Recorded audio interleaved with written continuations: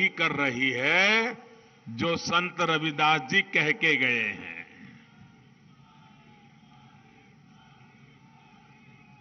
संत रविदास जी ने अपने दोहे में क्या कहा है? और उन्होंने ऐसा चाहो, संत रविदास जी ने कहा है, ऐसा चाहूं राज में, ऐसा चाहूं राज में, मिले सबन को अन्न, छोट बड़ो सब सम बसे, छोट बड़ो सब सम बसे, रविदास रहे प्रसन्न।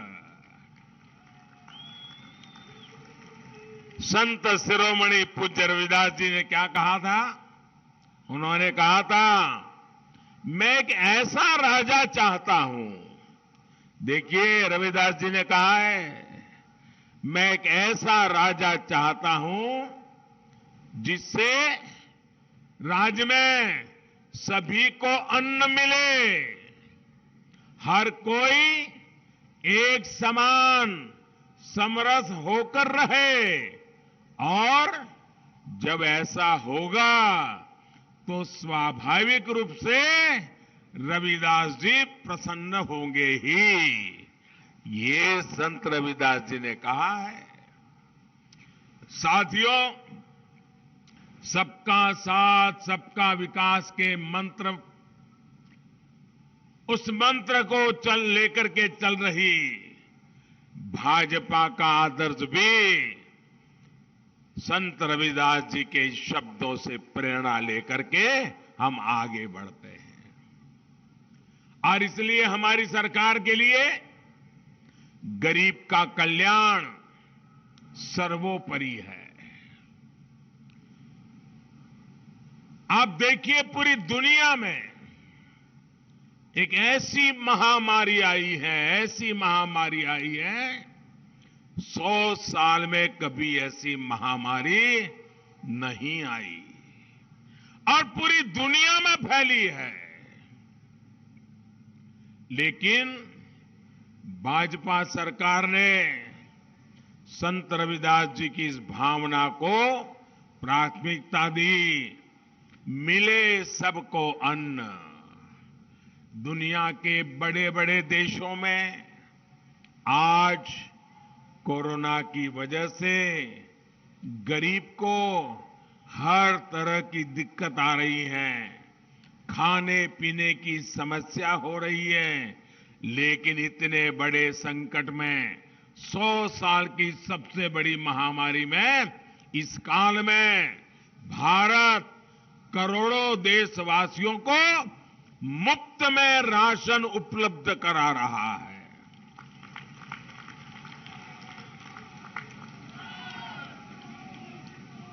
कोई भी ऐसा गरीब ना हो जिसके घर में चूल्हा न जलता हो। भाई, ये काम करना मेरे लिए एक पवित्र सेवा का काम था।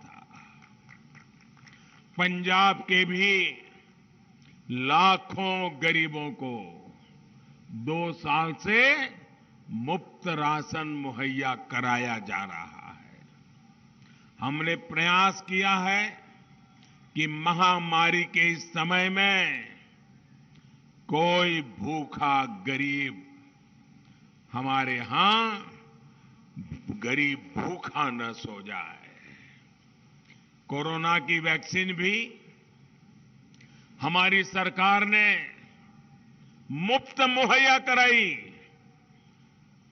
गांव-गांव जाकर के मेरे देशवासियों का जीवन बचाने के लिए रात दिन काम किया, और दुनिया में जो नहीं कर पाए वो काम हिंदुस्तान ने करके दिखाया। करीब करीब 95% से ज्यादा लोगों को पहला डोज तो लग ही चुका है, और दूसरा डोज भी करीब करीब सबको लगने की दिशा में तेज गति से काम हो रहा है। और वैक्सीन की वजह से लोगों को कोरोना से लड़ने के लिए बहुत बड़ा सुरक्षा कवच मिला है। भाइयों बहनों, आप सबने वैक्सीन लगवाई है ना? मुझे बताइए, वैक्सीन लगवाई है ना? आपको एक नए पैसे का खर्चा हुआ है क्या? आपको कोई दिक्कत हुई है क्या? मुझे बताइए, ऐसे संकट के समय ये पवित्र काम मुझे करना चाहिए था कि नहीं करना चाहिए था? देशवासियों को वैक्सीन लगनी चाहिए थी कि नहीं लगनी चाहिए थी? भाइयों बहनों, इसी वैक्सीन की वजह से अब पंजाब में भी स्थितियां थोड़ी बहुत सामान्य होने के कारण आर्थिक गतिविधियों ने भी अपना जोर पकड़ना शुरू कर दिया है। साथियों, पठानकोट में मैं अभी देख रहा था, कई परिवारों से मैं हाथ उठा करके सबको नमस्ते कर रहा था। सारे पुराने लोगों के चेहरे आज मेरे सामने थे। एक साधारण कार्यकर्ता के रूप में कभी टू व्हीलर पर आता था, कभी रेल के डिब्बे से यात्रा करके पहुंचता था और आपके पठानकोट आता था। कभी जम्मू से दिल्ली जाता था तो रात को ट्रेन स्टेशन पे ये पठानकोट के अनेक परिवार मेरे लिए खाना लेकर के आते थे, मुझे टिफिन का डब्बा पहुंचाते थे। ऐसा जीवन का महत्वपूर्ण समय मैंने आप लोगों के बीच में बताया है। यहां की माताएं बहनें अपने बच्चों को कहती हैं, जहां लगेगी रज तो बढ़ेगा गज। याद है ना? इस हमारे माझा इलाके में हम सुनते हैं। यानी जैसे जैसे शरीर को मिट्टी लगेगी, कद भी बढ़ेगा। माझा की इस मिट्टी ने मुझे मां जैसा प्यार दिया है, मां जैसा स्नेह दिया है। लेकिन जिस तरह से मुझे और भाजपा को जरा सुनना पड़ेगा, आज आपके घर में आया हूं, बताऊं ना? कोई कड़वी बात बताऊंगा तो बुरा नहीं लगेगा ना? ऐसा नहीं, जोर से बताइए। थोड़ा कड़वी बात बताऊं तो बुरा नहीं लगेगा ना? पक्का नहीं लगेगा ना? तो बता दो, बता दो। अब देखिए, आपके बीच में मैं इतने साल रहा, आपकी रोटी खा करके मैं बढ़ा, लेकिन जिस तरह से मुझे और भाजपा को हिंदुस्तान के अनेक राज्यों में सेवा करने का अवसर मिला, वैसा अवसर मुझे पंजाब की सेवा करने का नहीं मिला है।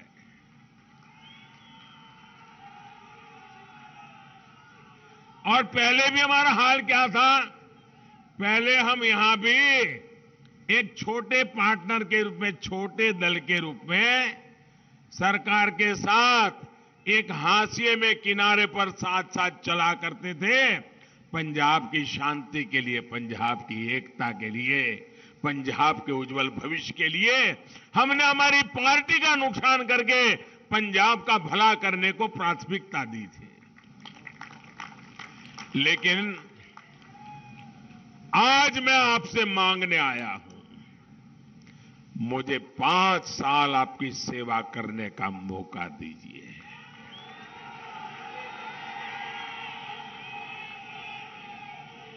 मैं आपको भरोसा देता हूं, मैं आपको भरोसा देता हूं,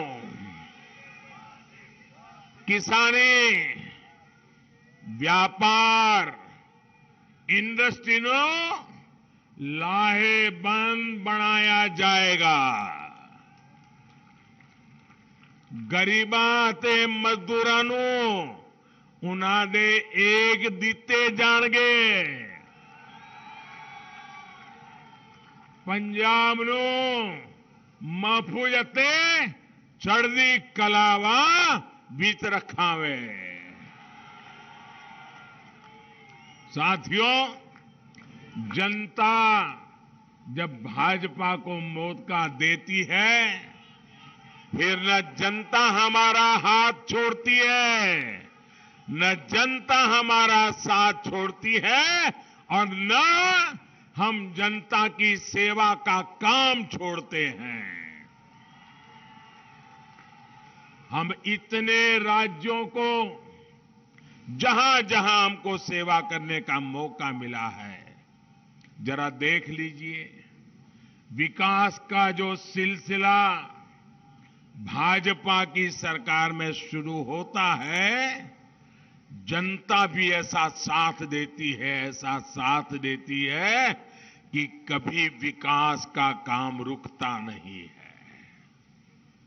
एक और बात भी आपने देश भर में देखी होगी, जहां एक बार भाजपा के पैर जम जाते हैं, वहां दिल्ली में बैठकर रिमोट कंट्रोल से सरकार चलाने वाले परिवार की छुट्टी हो जाती है।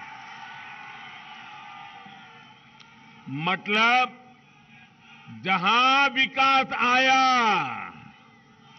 जहां विकास पहुंचा, वहां वंशवाद का हुआ सफाया।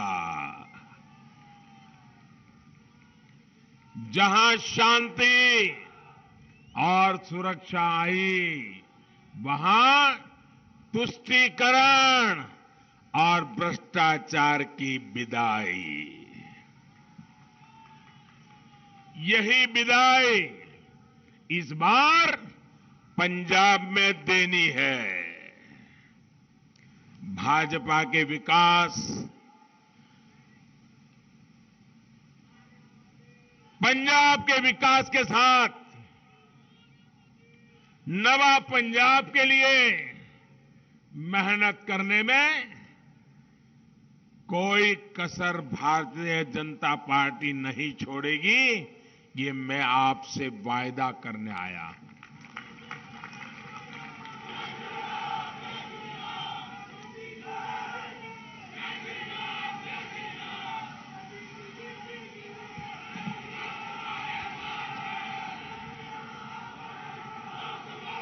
साथियों,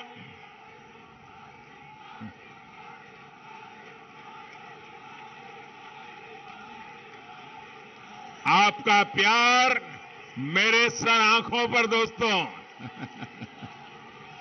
आपका प्यार मेरे सर आंखों पर।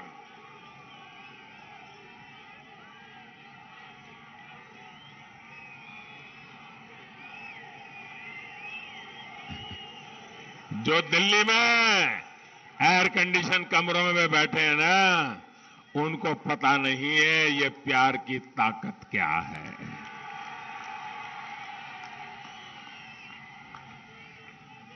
पठानकोट और मांझा की ये धरती वीरों की धरती है, वीरों की धरती है। यहां घर घर से नौजवान देश की सुरक्षा के लिए सीमाओं पर सेवा दे रहे हैं। इसी मांझा से गुरुओं ने सिख धर्म को भी विस्तार दिया था। लेकिन सरकार अगर संस्कारों के खिलाफ चलने वालों की हो, तो वो विरासत और पहचान दोनों को मिटाने के लिए लग जाती है। कांग्रेस ने पंजाब और देश की शान के खिलाफ क्या क्या कुकृत्य नहीं किए। इसी पठानकोट पर जब पाकिस्तानी आतंकियों ने हमला किया था, तब देश उस संवेदनशील मौके पर एकजुट था। लेकिन कांग्रेस पार्टी के नेता क्या कर रहे थे, आप मुझे बताइए। जरा आप मुझे जवाब दीजिए, इन लोगों ने सैन्य के शौर्य के खिलाफ सवाल उठाए थे कि नहीं उठाए थे? हमारी सेना पर शक किया था कि नहीं किया था? मेरी इस धरती के लालों पर शक किया था कि नहीं किया था? इन्होंने शहीदों की शहादत पर कीचड़ उछालने का पाप किया था कि नहीं किया था? और आप देखिए, पुलवामा के हमले की बरसी पर भी ये कांग्रेस के लोग अपनी पाप लीला को बंद नहीं कर पाए, बाज नहीं आ रहे हैं। वो हमारी सेना की बहादुरी को फिर से सबूत मांगने लग गए हैं। मैं वीर जवानों को और पूर्व सैनिकों का आभार व्यक्त करता हूं कि उन्होंने मुंह तोड़ जवाब देकर के कांग्रेस ने मुंह पर ताले लगा लेने की कोशिश की है जी। अब आप लोग ये तय करिए, क्या पंजाब जैसे सीमावर्ती और संवेदनशील राज्य की सुरक्षा ऐसे लोगों के हाथ में हम दे सकते हैं क्या? ऐसे लोग आपको सुरक्षा दे सकते हैं क्या? ऐसे लोग आपका भला कर सकते हैं क्या? ये आपकी चिंता कभी कर सकते हैं क्या? अगर इन्हें फिर से मौका मिल गया तो ये पंजाब की सुरक्षा को खतरे में डालने से पीछे नहीं हटेंगे।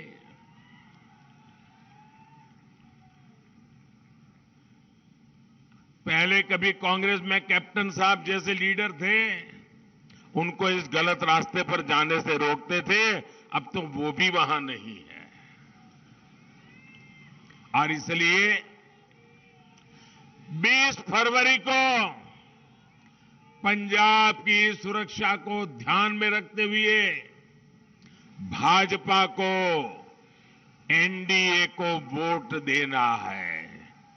ढींडसा साहब और कैप्टन साहब की पार्टियां भी आज हमारे साथ पंजाब के उज्जवल भविष्य के लिए हमारे साथ जुड़ी है।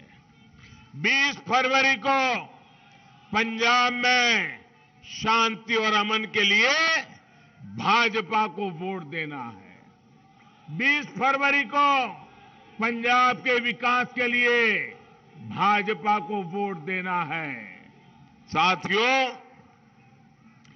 देश की सुरक्षा को मजबूत करने के लिए हमारी सरकार सेनाओं का लगातार आधुनिकीकरण कर रही है।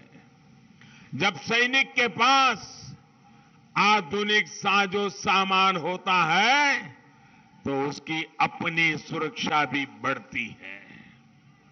भाजपा सरकार सेना में महिलाओं को नए अवसर दे रही है। अब हमारी बहन बेटियां भी सेना में देश की रक्षा करने के लिए कंधे से कंधा मिलाकर के खड़ी रहे, इसका प्रबंध हमने किया है। और ये तो वीरों की भूमि है। देखते ही देखते यहां की बेटियां मेरे देश की रक्षा करने में भी आगे होगी, ये मेरा विश्वास है। परमानेंट कमीशन देना हो, इतना ही नहीं, हमने एक बहुत बड़ा महत्वपूर्ण निर्णय किया है। एक हमने निर्णय किया है, देश में नई सैकड़ों सैनिक स्कूल खोलेंगे हम। सैकड़ों नई सैनिक स्कूल खोलेंगे। इतना ही नहीं, उन सैनिक स्कूलों में बेटियों को भी एडमिशन दिया जाएगा। उनके लिए भी सैनिक स्कूल के दरवाजे खोल दिए जाएंगे। भाइयों, मुझे बताइए, मेरी बहन बेटियों को अपनी वीरता दिखाने का अवसर मिलेगा कि नहीं मिलेगा? उनका सामर्थ्य दिखाने का अवसर मिलेगा कि नहीं मिलेगा? ऐसे कई कदम हमारी सरकार ने उठाए हैं। सीमावर्ती इलाकों में हमने जो सीमावर्ती स्कूलें हैं और जो अच्छी स्कूलें हैं, वहां पर स्कूलों में एनसीसी का विस्तार करने का निर्णय किया है। देश में हजारों नई स्कूलें अब एनसीसी का केंद्र वहां भी उपलब्ध हो जाएगा, ताकि सीमा पर देशभक्ति का जो ज्वार है, उनको देश के लिए कुछ करने का अवसर मिलेगा।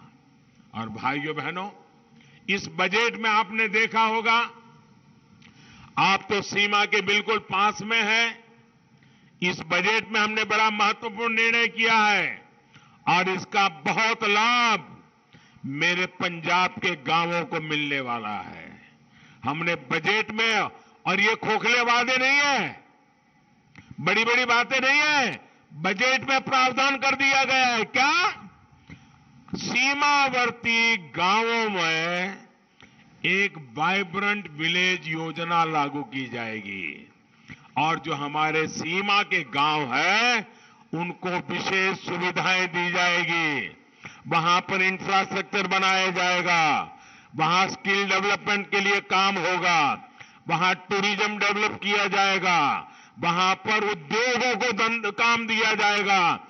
एक नया पूरा सीमा क्षेत्र को बल देने का काम हम करने वाले हैं।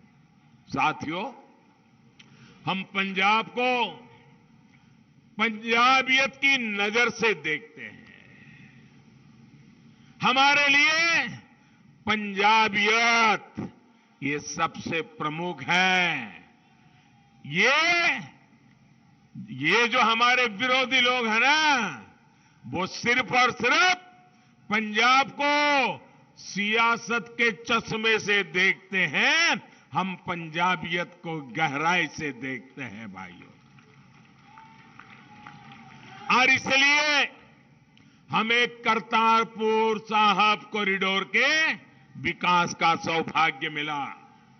मैं आज कांग्रेस सरकार के सामने कुछ गंभीर सवाल पूछना चाहता हूं और मैं पूरे पंजाब को गुरुओं के आशीर्वाद लेकर के जीने वाले हर पंजाबी को मैं कहना चाहता हूं, मैं जो सवाल पूछ रहा हूं वो सवाल आप भी पूछिए। आप मुझे बताइए, जब भारत विभाजन हुआ, नेता कौन थे भाई? कांग्रेस के थे कि नहीं थे? थे कि नहीं थे? देश के टुकड़े हुए तब कांग्रेस के लोग थे कि नहीं थे? क्या इनको इतनी समझ नहीं आई कि 6 किलोमीटर दूर सीमा से हमारे गुरु नानक देव जी की तपोभूमि, क्या विभाजन के समय वो 6 किलोमीटर और गुरु नानक देव जी की पवित्र भूमि भारत में रख सकते थे कि नहीं रख सकते थे? रख सकते थे कि नहीं रख सकते थे? रखना चाहिए था कि नहीं रखना चाहिए था? जरा हिम्मत से बताओ, रखना चाहिए था कि नहीं रखना चाहिए था? ये पाप किया है कि नहीं किया उन्होंने? हमारी भावनाओं को कुचला है कि नहीं कुचला है? दूसरी घटना, 65 की लड़ाई हुई, भारत की सेना लाहौर में झंडा फरकाने की ताकत के साथ आगे बढ़ रही थी। बढ़ रही थी कि नहीं बढ़ रही थी? बढ़ रही थी कि नहीं बढ़ रही थी? अगर 65 की लड़ाई में थोड़ा 2 कदम आगे जाते तो गुरु नानक देव जी की तपोभूमि हमारे पास होती कि नहीं होती? होती कि नहीं होती? वो पहला मौका चूक गए विभाजन के समय, दूसरा मौका चूक गए 65 की लड़ाई में, और फिर बांग्लादेश की लड़ाई हुई। बांग्लादेश की लड़ाई हुई, 90,000 पाकिस्तान के सैनिकों ने हिंदुस्तान की सेना के सामने घुटने टेक दिए। 90,000 सैनिक हमारी कैद में थे हिंदुस्तान की कैद में थे। अगर दिल्ली में बैठी हुई सरकार में दम होता तो उनको कह देते कि 90,000 सैनिक तुम्हें तब मिलेंगे जब हमें हमारे गुरु नानक देव की तपोभूमि वापस मिलेगी। ये काम उनको करना चाहिए था कि नहीं करना चाहिए था? 3 बार मौके मिले, उन्होंने गवा दिए। 3 बार मौके मिले, गवा दिए। भाइयों बहनों, मैंने आज लड़ाई तो थी नहीं, कूटनीतिक ताकत से कॉरिडोर बनाया और कल तक जो दूरबीन से गुरु महाराज की तपोभूमि के दर्शन करते थे, आज मेरे श्रद्धालु वहां जाकर के दर्शन कर करके आ जाते हैं। भाइयों, मुझे बताइए, ऐसे शासकों के लिए सवाल बनता है कि नहीं बनता है? ऐसे लोगों पे कोई भरोसा कर सकते हैं क्या?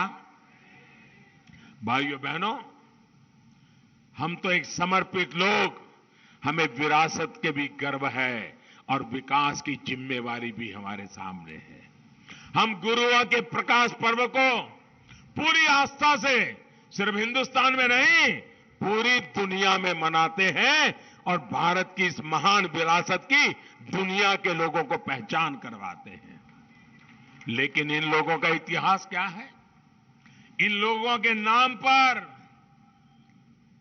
दरबार साहब का अपमान, हिंसा और खून खराबे का कलंक दर्ज है। हम सिख दंगों के आरोपियों को सजा दिलवाते हैं, ये उन्हें अपनी पार्टी में बड़े बड़े ओहदे देते हैं। यही वो लोग हैं जिन्होंने राम मंदिर के निर्माण को रोकने के लिए पूरी ताकत लगा दी थी।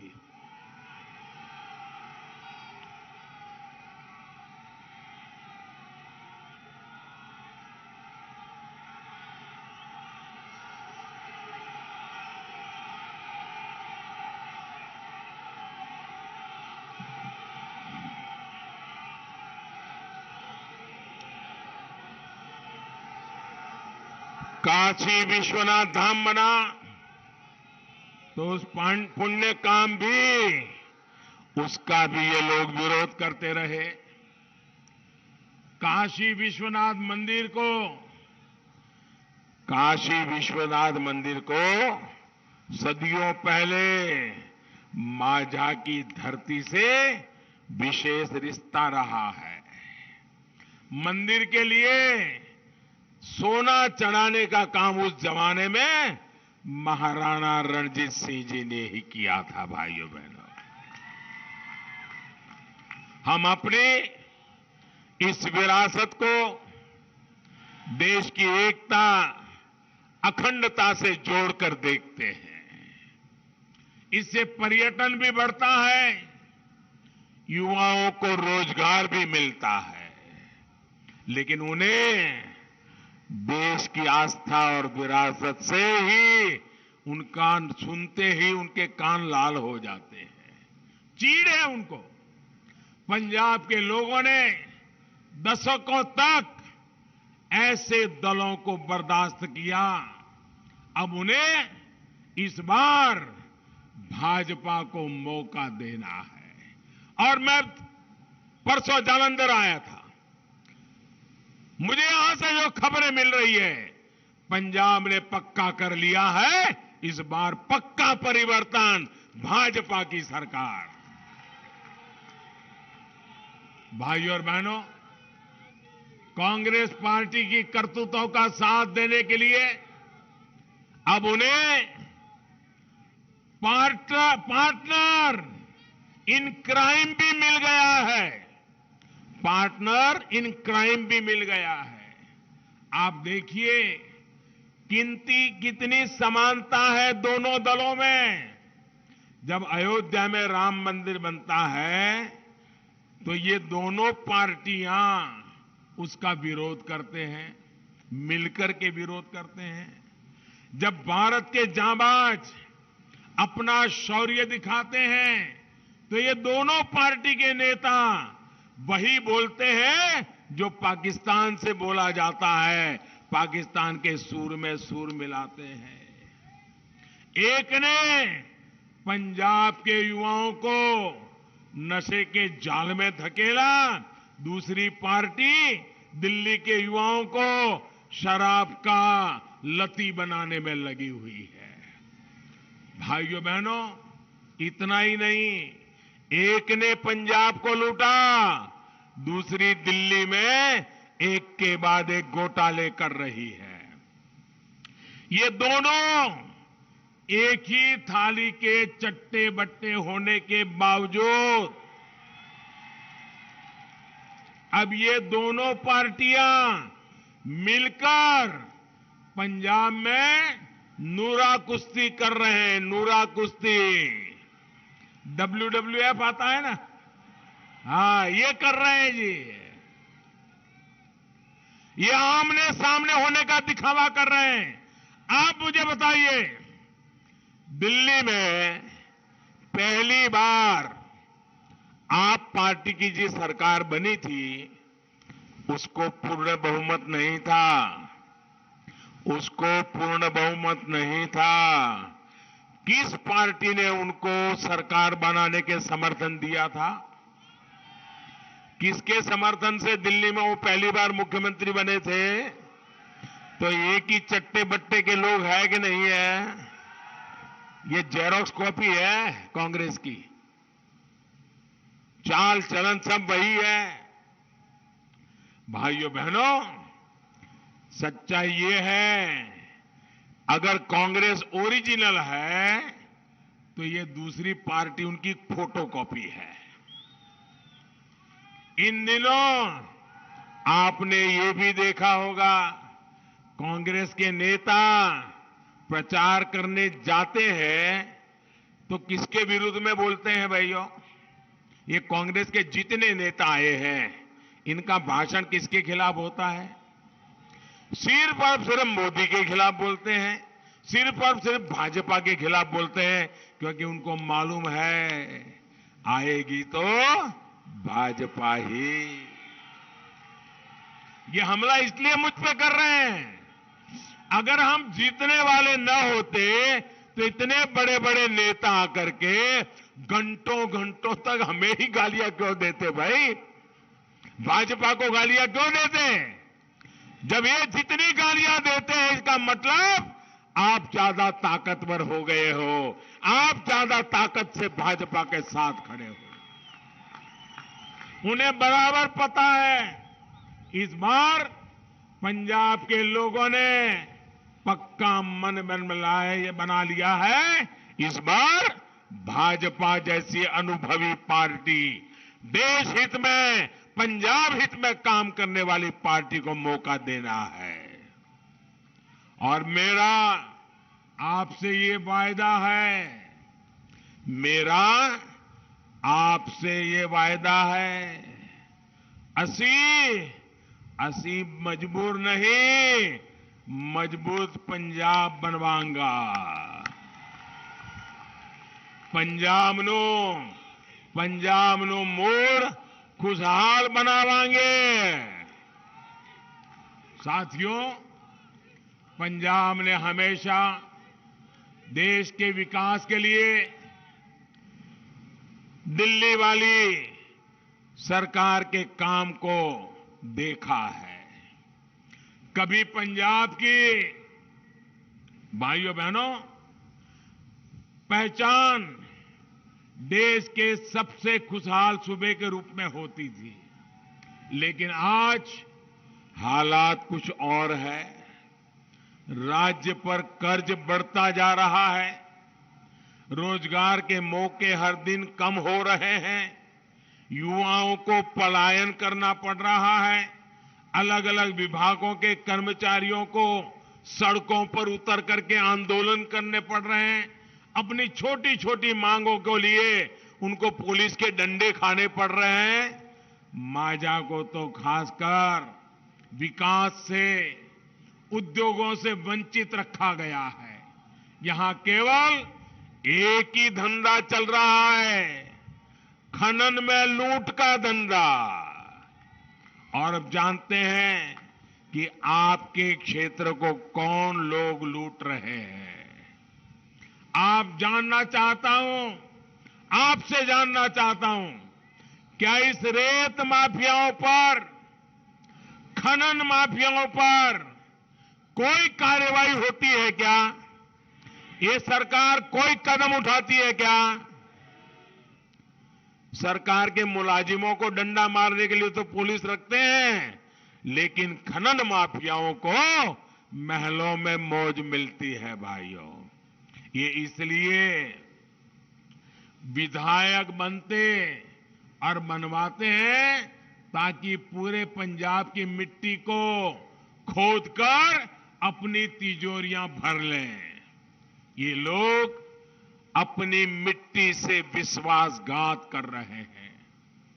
ये खेल तभी रुकेगा जब ईमानदार और काम करने वाली सरकार होगी, भाजपा के नेतृत्व वाली सरकार होगी।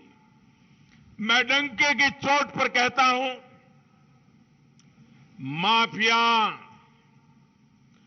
माफिया पंजाब छोड़ेगा। और इसलिए मैं कहता हूं, माफिया पंजाब छड़ेगा, पंजाब का नौजवान नहीं। भाइयों बहनों, अभी पंजाब में डबल इंजन की सरकार तो नहीं है। अभी केवल केंद्र सरकार का इंजन काम कर रहा है। इन परिस्थितियों में भी हमने पंजाब में नए हाईवेज बनाए, एक्सप्रेसवेज बनाने की बात हो, यहां उद्योगों को बढ़ावा देने का पूरा प्रयास हो। दिल्ली कटरा एक्सप्रेसवे पंजाब होकर के गुजर रहा है। इससे पंजाब के विकास की गति को और गति मिलेगी, लोगों को सुविधा भी मिलेगी, नए उद्योगों के लिए पंजाब में रास्ते खुलेंगे। पंजाब में जो सामान बनता है उसकी सप्लाई बढ़ाने के लिए भी हम लुधियाना, पश्चिम बंगाल ईस्टर्न फ्रेट कॉरिडोर उसको भी बनवा रहे हैं भाइयों। एयरवेज के मामले में भी पंजाब पीछे न रहे, इसके लिए मोहाली में इंटरनेशनल एयरपोर्ट के साथ साथ में और एयरपोर्ट पर भी काम किया जा रहा है। पंजाब के हर नागरिक की सोच के लिए, उसकी सेवा के लिए, बीमारी में उसको दिल्ली तक दौड़ना न पड़े, इसलिए एम्स का काम आपकी आंखों के सामने है। पीजीआई सैटेलाइट सेंटर भी केंद्र सरकार ने दिया है। हम पंजाब में मैन्युफैक्चरिंग बढ़े, यहां के युवाओं को रोजगार मिले, इसके लिए भी काम कर रहे हैं। हमने पंजाब के किसानों के लिए कपूरथला, फजिल्का और लुधियाना में 3 फूड पार्क भी बनाए हैं। आज पंजाब के किसानों की फसल की एमएसपी पर रिकॉर्ड खरीदी हो रही है। जितना पैसा भाजपा सरकार ने सीधे पंजाब के किसानों के बैंक खातों में भेजा है, वो पहले कभी नहीं किसी ने भेजा नहीं है भाइयों। साथियों, हमारे पास पंजाब के विकास के लिए नवा पंजाब का एक विजन है। पठानकोट जैसे बॉर्डर इलाके के विकास के लिए बॉर्डर एरिया डेवलपमेंट अथॉरिटी का गठन होगा। पंजाब के विकास के लिए इंफ्रास्ट्रक्चर पर अभूतपूर्व खर्च होगा। ये हमारे लिए केवल घोषणाएं नहीं है, ये पंजाब के लिए हमारा दृढ़ संकल्प है। और हम संकल्प को प्रकल्प में बदलते हैं और प्रकल्प को हम परिवर्तन लाने का एक साधन बना करके सिद्धि तक पहुंचने वाले लोग हैं। इसलिए इस 20 फरवरी को, अब दिन ज्यादा बाकी नहीं है, 20 फरवरी को बीजेपी को, एनडीए को मौका अवश्य दीजिएगा। इस बार पंजाब के सपनों को मौका दीजिए, नवा पंजाब को मौका दीजिए। इसी अनुरोध के साथ आप सभी को एक बार संत रविदास जयंती की अनेक अनेक बधाई, अनेक अनेक शुभकामनाएं। मेरे साथ बोलिए भारत माता की। दोनों मुट्ठी बंद करके पूरी ताकत से बोलिए भारत माता की, भारत माता की। मैं सभी इस चुनाव के जो उम्मीदवार हैं उनसे मेरी रिक्वेस्ट है कि जरा आगे आ जाइए। जो चुनाव लड़ रहे हैं वो आगे आ जाएं, जो उम्मीदवार हैं। भारत माता की, भारत माता की, भारत माता की। बहुत बहुत धन्यवाद। अरे वो खड़े रहो।